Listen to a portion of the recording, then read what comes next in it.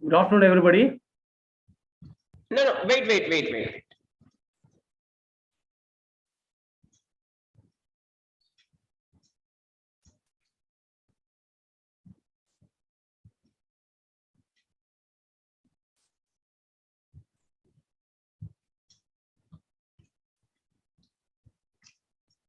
Namaskar and good afternoon to everyone. Hearty welcome to the 18th session of BIMSTEC Literature Festival being organized by Sahitya Academy and Foundation of SARC Writers and Literature, that is FOSFOL. And my pranams goes to Ajit Kaur ma'am and all the part. And this session is going to be chaired by Sri Ganeshan ji from Sri Lanka. And in this we have 4 papers. Pushpesh Pant from India, Sri KK Muhammad ji from India, Ramji Timal Sina from Nepal, and Ayaturai Santanji from Sri Lanka, and K. Sri Ganeshan himself is going to present paper. So with these few words, I once again welcome you all the viewers and participants. May I request Sri K. Sri Ganeshan ji to kindly take over the session. Sri Ganeshan ji. Thank you very much, sir, and good afternoon to everybody. I welcome all the viewers and the presenters to this session, paper reading session, the 18th session from 12:45 to 2 p.m. Every presenters will be given 15 minutes each, and I will be coming towards the end.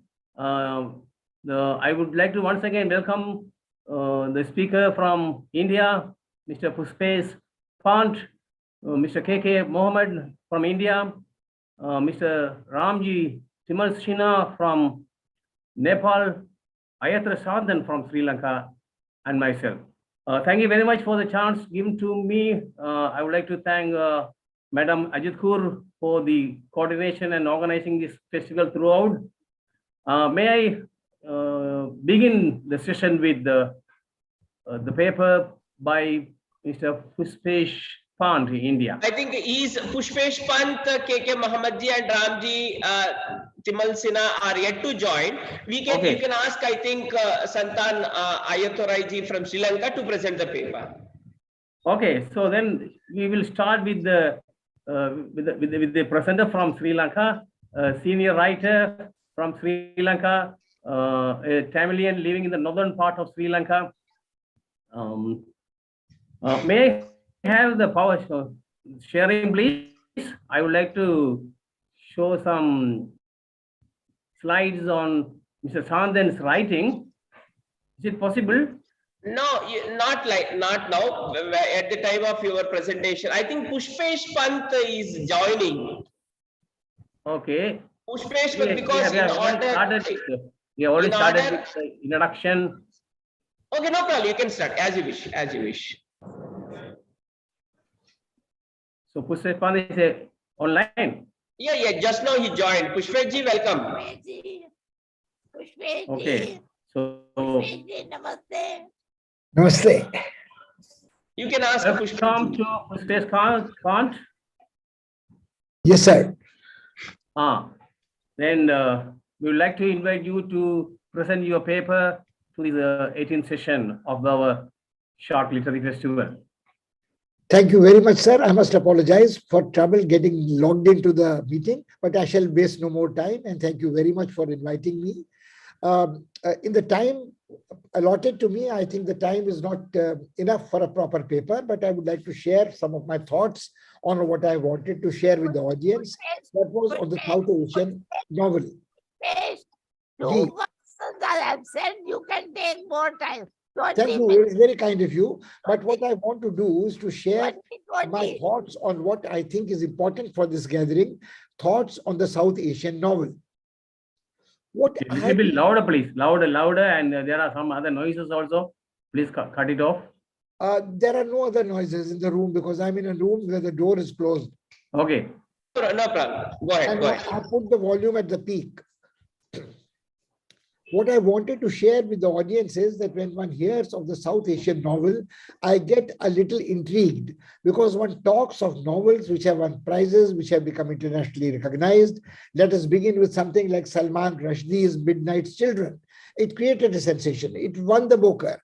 And the person was talking about a time, a place, a generation, which was of common concern to all the South Asians. It was the independence of India, it was the partition of India, and it was the life, society, and politics in India in the years and post-independence years. So which I think was the precursor of a South Asian novel.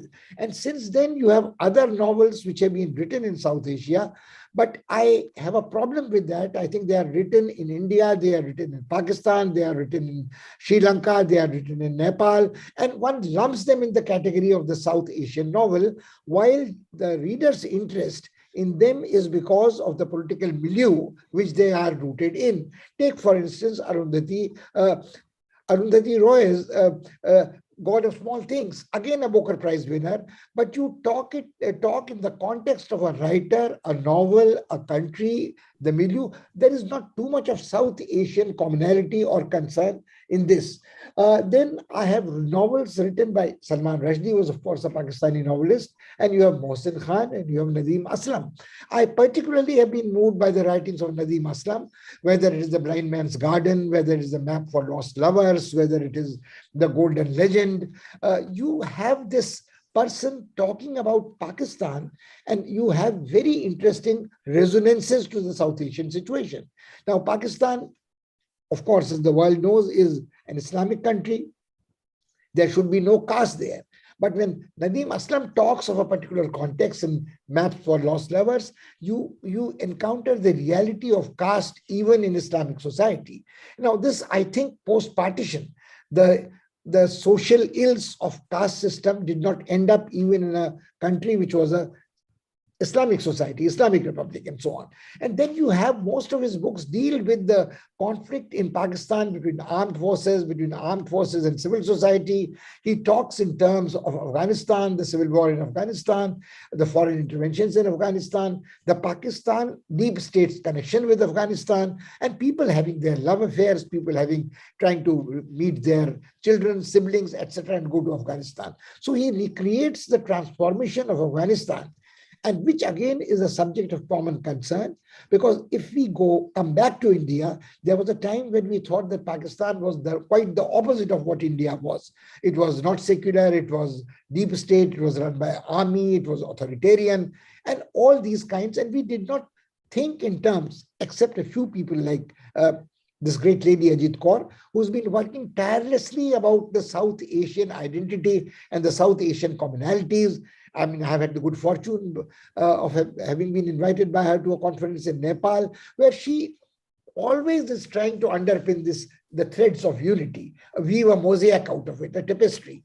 But unfortunately, most people in a younger generation do not have memories of an undivided India, an undivided South Asia. Now, Bangladesh, again, I talked of some Pakistani novels, and I said that because there is some commonalities, we think in terms of caste, we think in terms of social stratification, we think in terms of authoritarianism, we think in terms of erosion of freedom of expression, etc. And you can again say that what Nadeem Aslam is writing about is something which has a strong resonance, like Salman Rushdie is writing in India.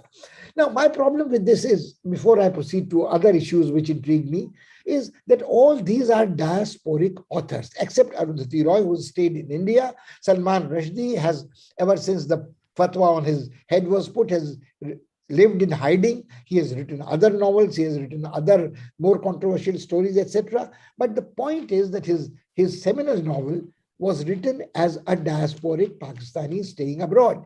Same thing applies to Nadeem Aslam, same thing applied to Mohsin Khan, same thing applied to go to a novelist from Sri Lanka. You go to Milton Ondaatje, or you come to this year's Booker Prize winner, Guntilake. Now you have this problem that people takes a novelist from a South Asian country seriously when he is writing in English or has been translated into English, like this year's Booker Prize winner from India, Gitanjali Shri, who again talks about in a very, very fascinating, spellbinding manner about, in a sort of magical, realistic manner, once again, about partition and memories of partition and strong matriarchal characters. But this book would not have been noticed hadn't it been translated into English. And it has got the Booker for a translated work from a non-English language from South Asia and got the Booker. Now, my problem is that Gitanjali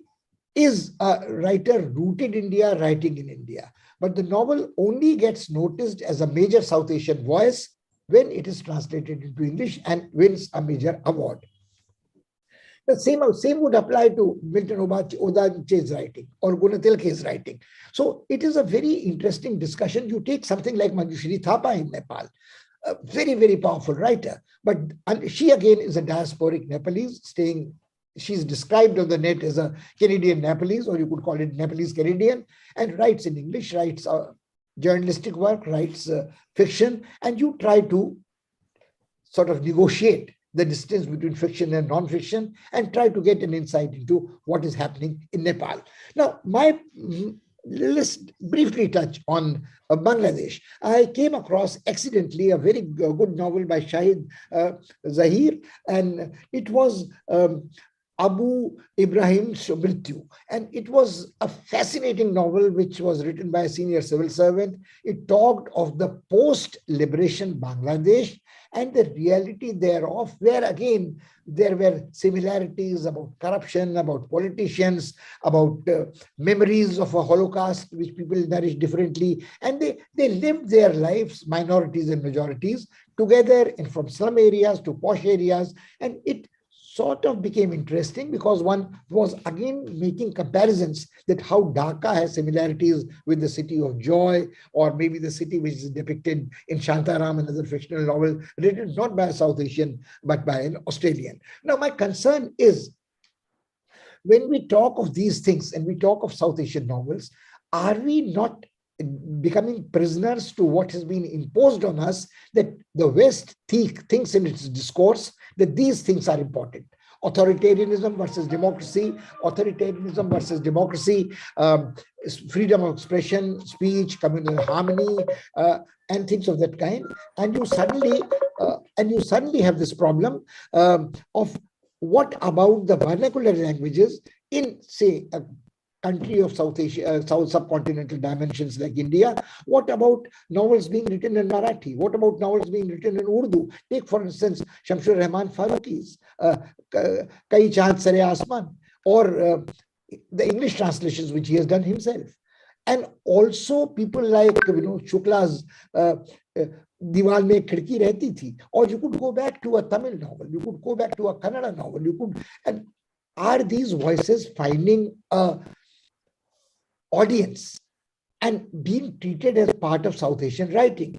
Very briefly, one more point I wanted to make, which I think is worth talking about, is why only novels? I asked myself this question. We also notice people Pulitzer Prize winnings like Siddharth Mukherjee, who has written Emperor of Melodies. He's come out with The Mischievous Gene, another novel. Or you have a person like Amitav Ghosh, you have a person like Pankaj Mishra, again, diasporic writers. They write about India tangentially. They write about issues of universal relevance, like for instance, the climate change, or the curse of the nutmeg, or the great derangement, or his trilogy, which goes into the Hungry Tide and so on. Again, this is what, when it comes to the spoliation of the mangroves and Sundarbans, Amitav Ghosh resonates. When he talks of the curse of nutmeg, he resonates. Now, the problem is that these are concerns which are our common concerns in South Asia. But does it mean that we don't have to take into account the non-fiction writing, autobiographical writing, short stories, and poetries? These are some of the issues which I had in my mind I wanted to share, and I hope some of this can be discussed as we go along. Thank you very much, sir. Thank you very much, sir. You have a wonderful speech on South Asian literature, dealing with the famous writer Rushdie and his book Midnight Children. In fact, it was a high standard your talk. We appreciate the way you have developed your talk. It's actually a boon to our younger generation. Thank you very much, sir. This feels fun. And may I kindly request Mr. Shantan from Sri Lanka to present his paper? No, Shantan is just left the the show. I think I don't know why he left the. Oh, it's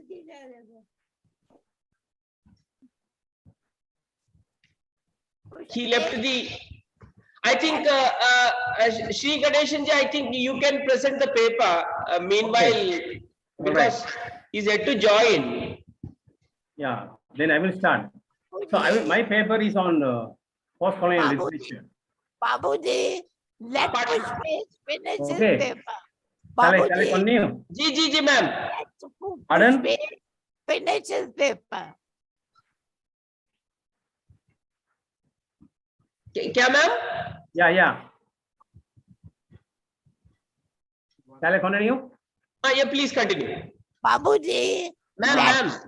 let Pushpesh finish his paper. Please. No, Pushpesh ji has already completed his paper. Pushpesh ji has already, Shantanu ji has just now joined. I think we can ask him. Shri Ganeshan ji. Shantan is coming. Yeah, just now he joined. Yeah. Let him start. I will invite him. I will introduce Yes, him you first. can invite him. Yeah, I will introduce him first. In fact, Ayatra Shantan is from the northern part of Sri Lanka, from Jaffna especially. So he has been writing in Tamil for more than 4 decades. And he started writing, his short stories were translated into English and first appeared in Illustrated Weekly and in Sri Lankan national dailies, Sunday Observer, Daily News, and all the other papers. And he started publishing his short story collection from 1990 onwards. The first collection titled as The Sparks. Mostly, he speaks more of the Sri Lankan problems, the people who lived during the war period. So his writings actually reflect the problems of the people. And in 2000, his another collection, In Their Own World, was published. And continuously in 2005, another collection of short stories in the title The Northern Front was published. And actually, In Their Own Words got the Sahitya Award of the Sri Lankan Literary Council. And then in 2001, he published a poetry collection titled Survival and Simple Things. And continuously, he started writing novels. There are 3 novels to his credit. First, in 2010, he published a very interesting novel, The Whirlwind. In fact, The Whirlwind narrates the stories of the people who suffered under the peacekeeping force.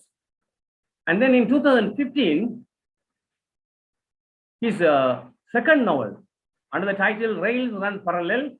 Actually, this novel speaks about the 1977 violence and other aftermath of the problems faced by the people. And Every Journey Ends is his third novel, published in 2018. And his novels were also given awards, Fairway Awards, even shortlisted for Gratian Awards. And he was also awarded with the Sahitya Ratna by the Sri Lankan Cultural Council.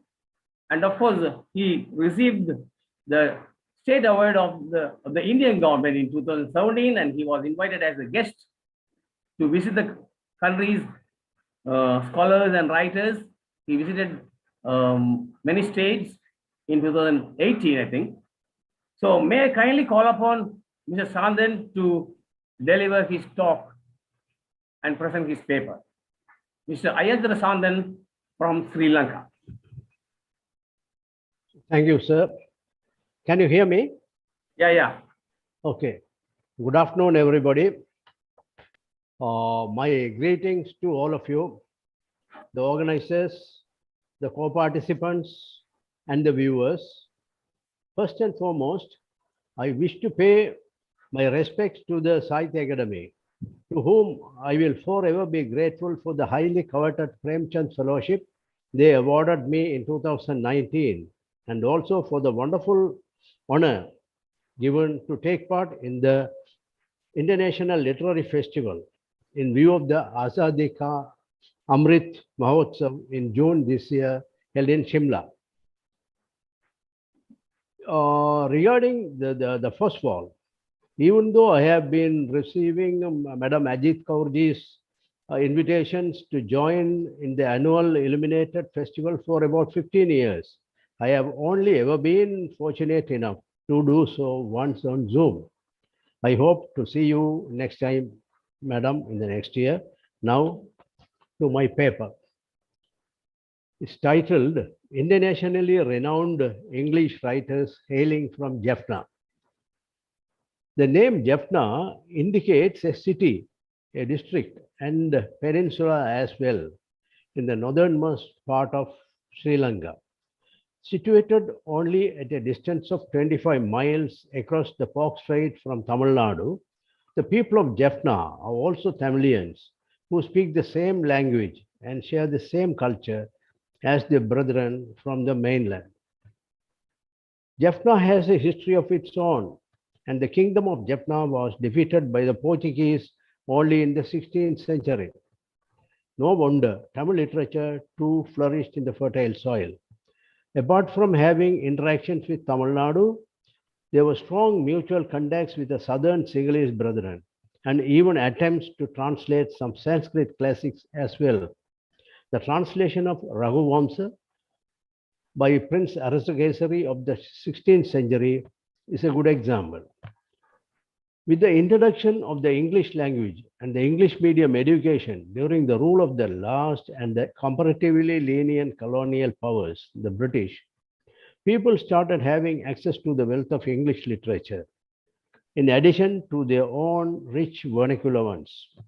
A lion's share of this credit for this acquaintance and awareness should also go to the services of the American missionaries who made the Jaffna people shine with many firsts of their kind in the region.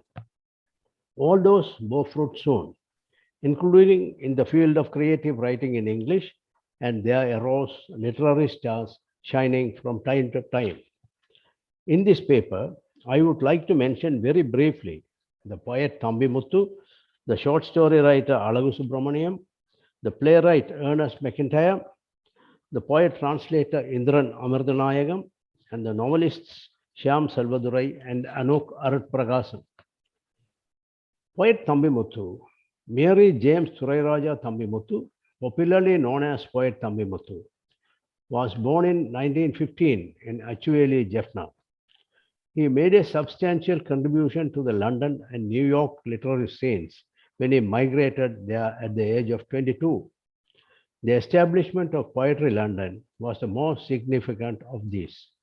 In addition to producing his own poetry, Thambi Muthu edited the first 14 issues of the magazine Poetry London and other books. He founded two publishing companies, Editions Poetry London and Lyrebird Press, both of which featured notable authors such as Henry Miller, Vladimir Nabokov, and many others. He published a number of works by well-known authors, including W.H. Auden, Allen Ginsberg, and many others. Thambi Muthu also published his own short stories and poetry. These include Nadaraja, a poem written on his close friend T.S. Eliot's 60th birthday. When he passed away in 1983, the New York Times noted that the esteemed literary journal Poetry London, which was founded in 1939, quickly became the best-known poetry weekly in England and Thambimuthu became widely renowned as a skilled editor. Now, Alagu Subramaniam, the first Sri Lankan Tamil writer of short stories in English, Alagu Subramaniam, was well known in the English literary community. Born in Jaffna in 1910, he emigrated to England, where he rose to fame as a Bloomsbury literary personality, a Lincoln's Inn barrister, and a Supreme Court of Ceylon advocate. The Big Girl and Other Stories and The Closing Time and Other Stories are two notable collections of his short stories. The former is based on his experiences in Jaffna, and the latter includes tales set in London during the Second World War. Numerous magazines, including Life, Letters Today, Left Review, and Tribune, published his short stories. In their 1946 book, Indian Short Works, Mulkraj Anand and Iqbal Singh included one of Alagu's short stories.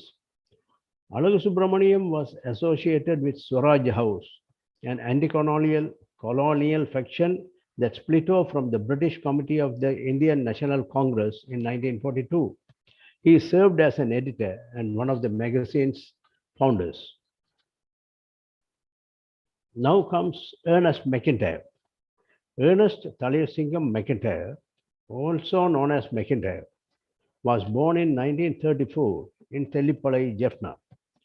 Unlike the other two authors named above, he was neither a poet nor a short story writer, but a playwright who has been active in Sri Lankan English theatre since the 1960s and is well known outside of Sri Lanka as well. Rasanayagam's Last Riot, he still comes from Jaffna, The Full Circle of Caucasian Chalk, the president of the All Boys Club, and The Education of Miss Asia are among McIntyre's popular works. He is well renowned for his absurdist aesthetics. Both Canberra and Sydney's Riverside Theatre hosted performances of his plays. A PhD thesis was submitted to the University of Madras in 2009 by T. Sumadi, titled Diasporic Longing and the Changing Contours of Resistance in the Place of Ernest Thalayasingam McIntyre.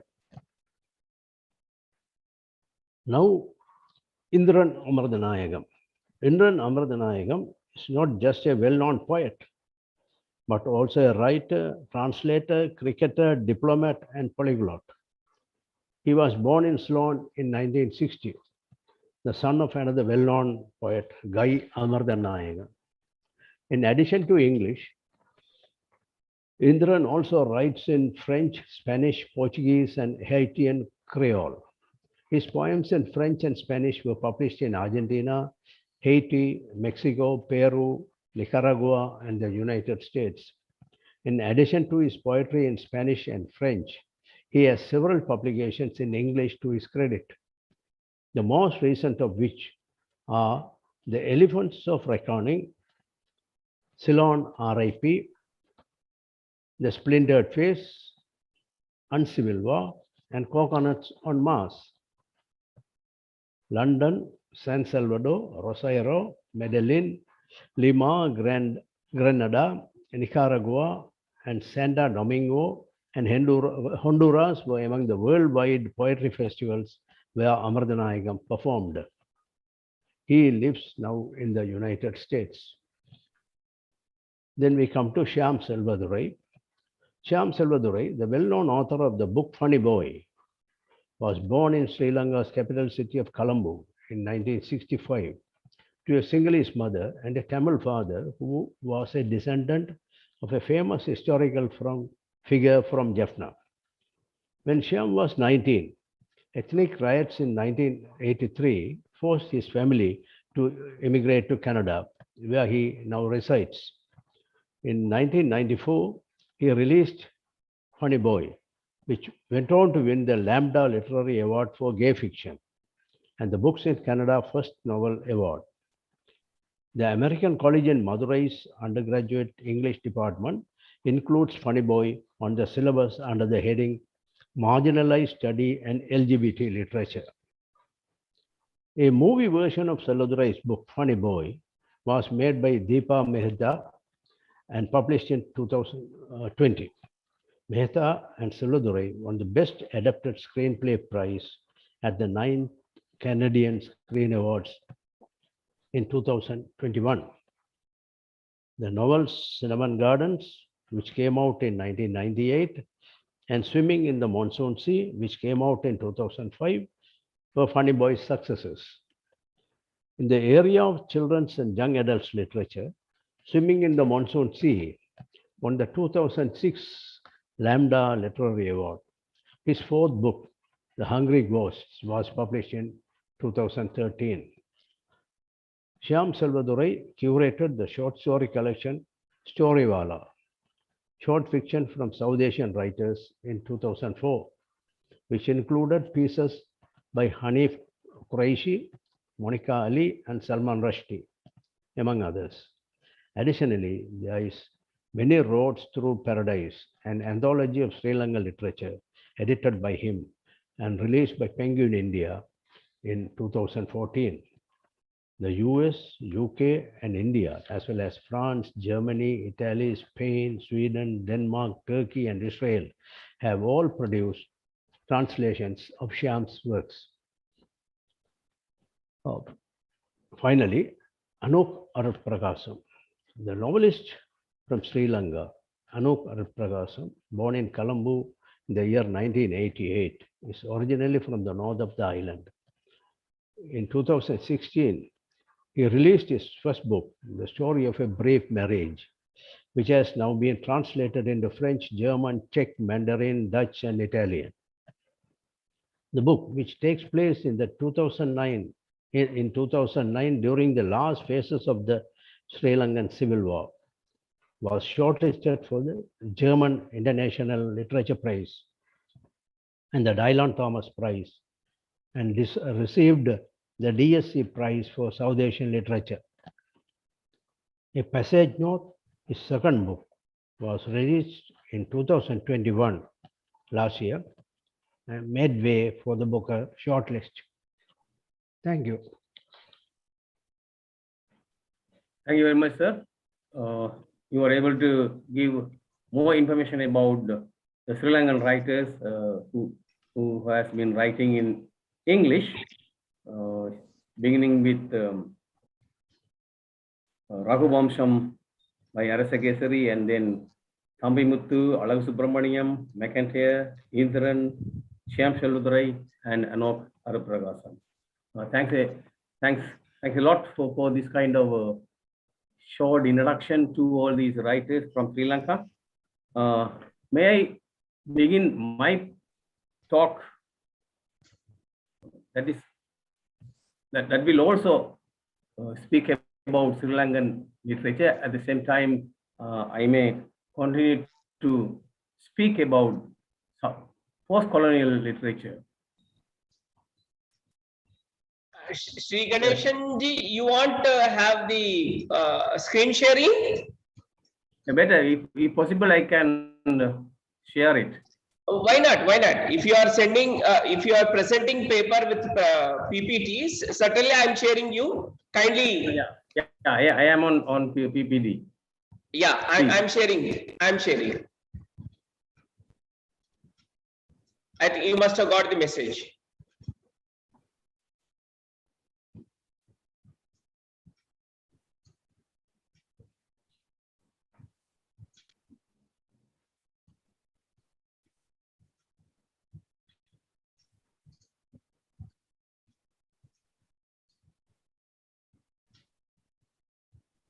Kindly share the screen. Yeah, I am operating.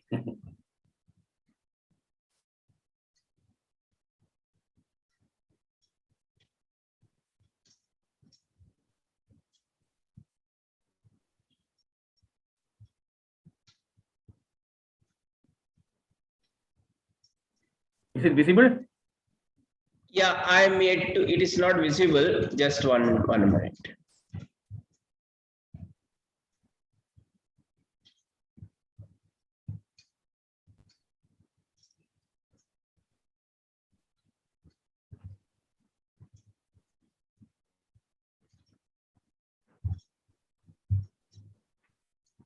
Okay. Still, I didn't receive the.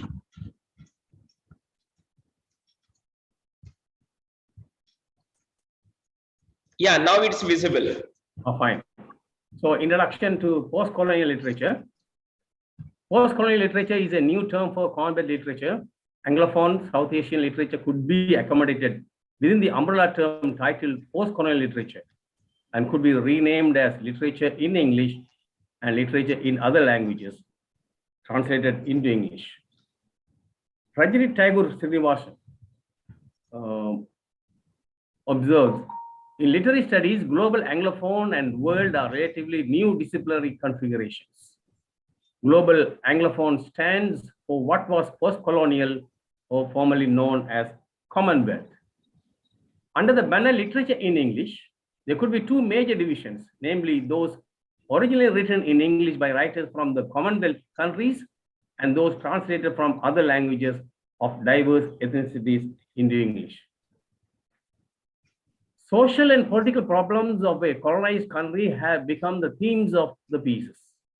From the titles like Anglo-Indian literature, Indo-Anglican literature, or Indo-English literature, it has got a name as global literature in English because of the themes, techniques, and language, and the characters from the wider world. Further, the writers too are also spread out almost all over the world. Critics have spoken of an innovative idiom to express native experience in English, but intelligibility is a further problem faced by international readers. I can cite Raja Rao for finding out an innovative idiom to speak about the Indian people's problems in English. One is that native and traditional metaphors may not be able to express modern life. So these are the two factors we had to take into consideration. On the other hand, the range of experiences of problems faced by all natives could not be expressed by the English educated elite. So my argument is the writers who come from the elite background, they may not be able to speak for the or speak about the marginalized people. So that's why I'm talking about these two factors. Many Indian and diaspora writers deal with various themes in their works. Indian writing in English has developed as an independent discipline. The British, the English language as an official language, westernized educational system in India, study of Western thoughts, and the influence of Western culture are some of the important factors influenced to bring about a revolutionary change in the Indian writing in English. Modern Indian poetry. Modern Indian poetry in English with some of its authentic voices in English accommodates the styles of the oral culture present in their mother tongues. It has been developed in three phases: the imitative, the assimilative, and the experimental. The imitative phase from 1850 to 1900 includes the poets namely Henry Desrosiers, Hasiprasad Ghosh, Michael Madhusudanan Dutt, and Manmohan Ghosh, who were inspired by the British Romantic poets. The poet celebrated India and her heritage by putting into verse a large number of Indian legends. The second phase, the Indian poets continued with romantic poems but tried to assimilate the romanticism of the early 19th century British poets and the new romantics of the decadent period for expressing the consciousness of the Indian Renaissance between nationalism and political changes occurred during the Indian freedom struggle, which led to independence in 1947. Sarojini Naidu, Rabindranath Tagore, or Aurobindo Ghosh, and Harindranath Chattopadhyay are some of the important poets who are categorized under this period. Poetry written during the colonial period reflects an outburst of emotions, nationalistic, philosophical, spiritual, or mystical. The third phase emerged in the post-independent period, touches many a different theme, reflecting socio-political and economic struggles faced by the Indian population and the problems of identity of the diaspora who migrated to other Western countries. Indian poets who reflect a cosmopolitan culture. Nizam Ezekiel, Dom Moraes, Bilal, Adil Yusavella, A.K. Ramanujan, R. Parthasarathi, etc. There are so many other names, including Meena Alexander, Vikram Said, Manohar Shetty are some of the major Indian poets. The post-independent poetic themes, which are secular, introspective, and contemplative, range from search for people's self-identity to search for their cultural roots. At present, Commonwealth literature is renamed as post-colonial literature, and post-independent English poetry is treated with a new name as post-colonial Indian English poetry, which is different from colonial English poetry in its themes, choice of imagery, and creation of new idioms.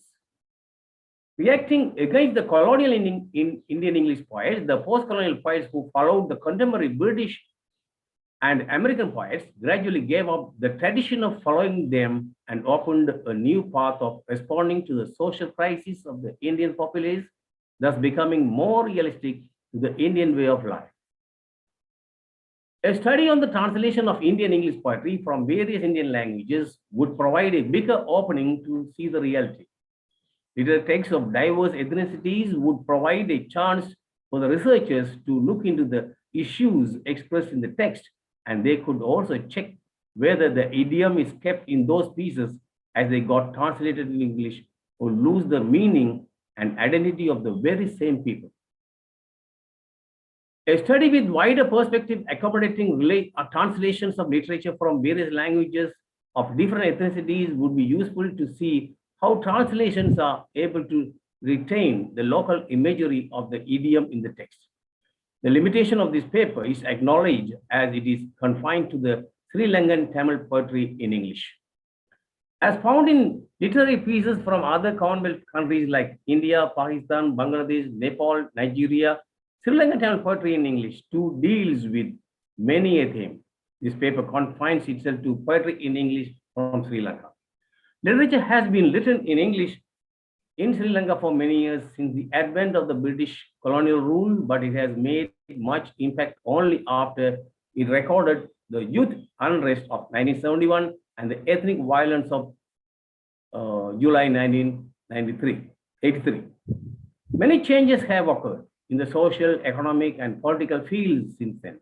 Literature records these changes in English too. This leads to the growth of literature in English in Sri Lanka. Dictionary Gunadalaga has this to say about this development. Perhaps the time has come for optimism rather than despondency in regard to Sri Lankan literature in English. It has come of age. Among the genres, Sri Lankan poetry in English has achieved a certain standard. It tackles many themes and experiments have been made to evolve a Sri Lankan idiom, unlike in the short story, the novel, and the play. With regard to poetry, Rajiv Vijayasinghe states that poetry has reached a maturity that enables it to express Sri Lankan problems. It is interesting to note that contribution of Sri Lankan English poets has been recognized in terms of language as well as the subject of the poems. Many writers have written poems which speak about many contemporary Lankan problems such as ethnic crises, riots, youth unrest, poverty, and cultural clashes. As S.C. Halpe points out, a Sri Lankan English professor, the eyes, the hearts, and minds of the writers focus on the present to capture truly nation, authentically Sri Lankan experiences. Arjuna Prakrama, another Sri Lankan professor, he states, Western and Sri Lankan literary traditions are hybridized. Actually, the writers, they do that. The living idiom and content have been overlooked in favor of classical, elite, erudite Lankan sources, which are equally relevant to the present reality. So this is the criticism made by Professor Arjuna Parakrama.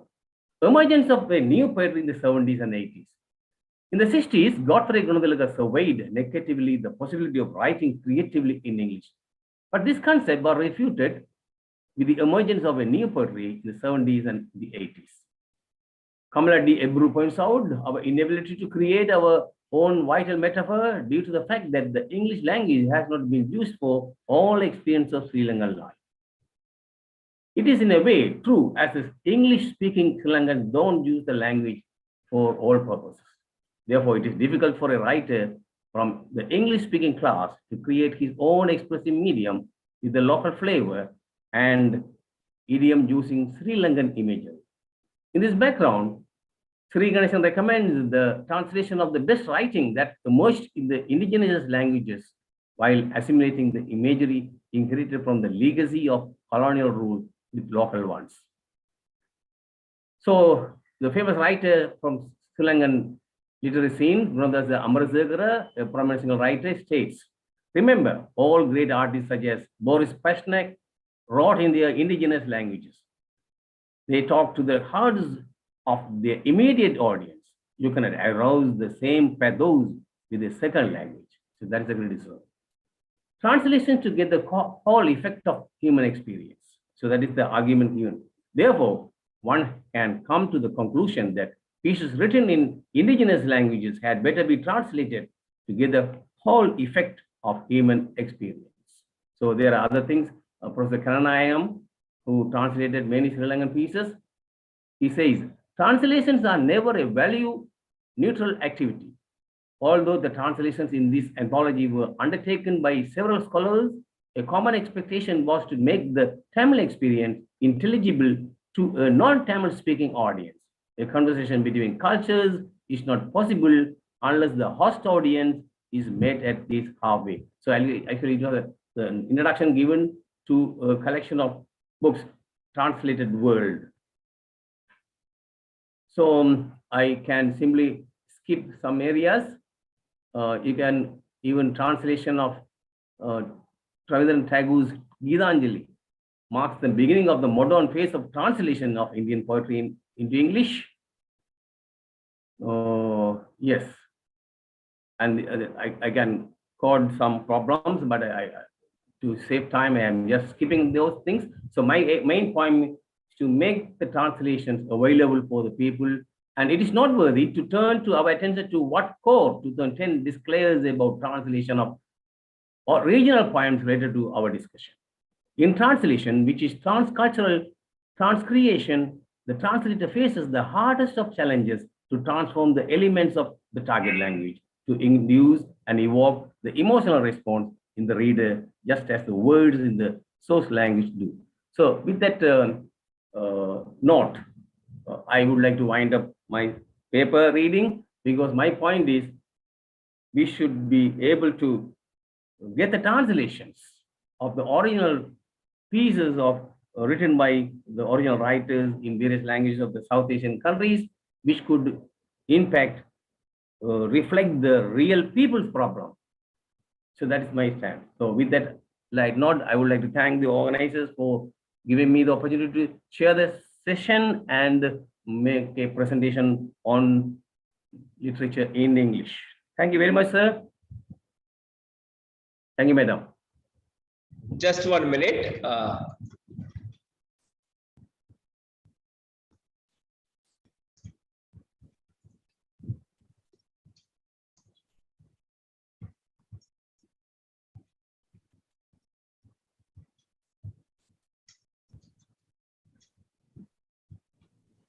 Yeah. So thank you so much, Dr. K. Sri Ganesan ji, for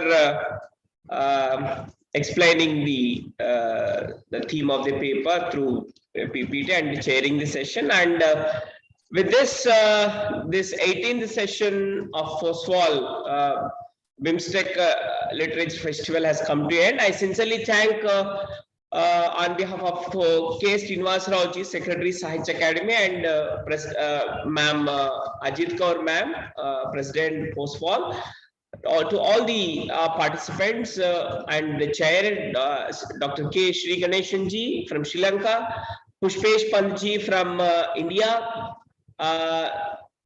Ayathur Santan ji from Sri Lanka, for dedicating our time and sharing your very research-oriented thoughts at this hour.